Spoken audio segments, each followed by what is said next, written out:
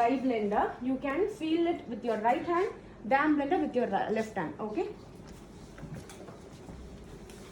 When you are removing it from the package, it will be like this. It's a dry blender.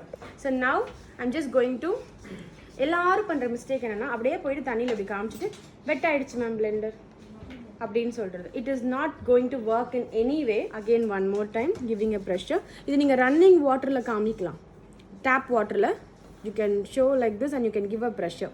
So இப்படி எடுத்துகிட்டு வருவீங்க. இது பார்த்தீங்களா ஷேப்லெஸ்ஸாக இருக்குது தெரியுதா? இட்ஸ் பிகாஸ் ப்ராப்பராக வாட்டர் எல்லா சைடும் போகலை. Okay, again I'm just giving little more pressure. இப்போ அந்த பல்ஜஸ்லாம் எதுவுமே இருக்காது. ஸோ ஃபுல்லாக வாட்டர் எல்லாம் போயிடுச்சு. ஸோ எவ்வளோ பெருசாக இருக்குது தெரியுதா? ஸ்க்வீஸ் பண்ணுறேன். நெயில்ஸ் வந்து கண்டிப்பாக இருந்துச்சுன்னா மேக் ஷூர் ட்ரிம் பண்ணிவிடுங்க. ஏர்லியர் பீரியடில் பிளெண்டர்ஸை நீங்கள் டேமேஜ் பண்ணுவீங்க. எனக்கு அது யூஸ்ட் ஆகிடுச்சு, நிறைய வாட்டி க்ளீன் பண்ணி இதை ட்ரை பண்ணி.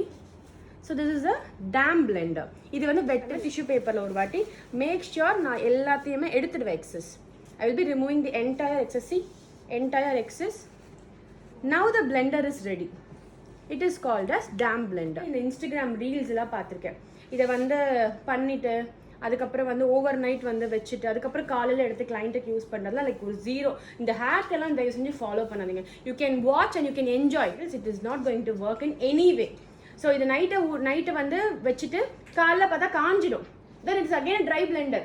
It is not a damp blender. You guys got my point. This is a dry blender. You can feel it with your right hand, damp blender with your left hand. Okay.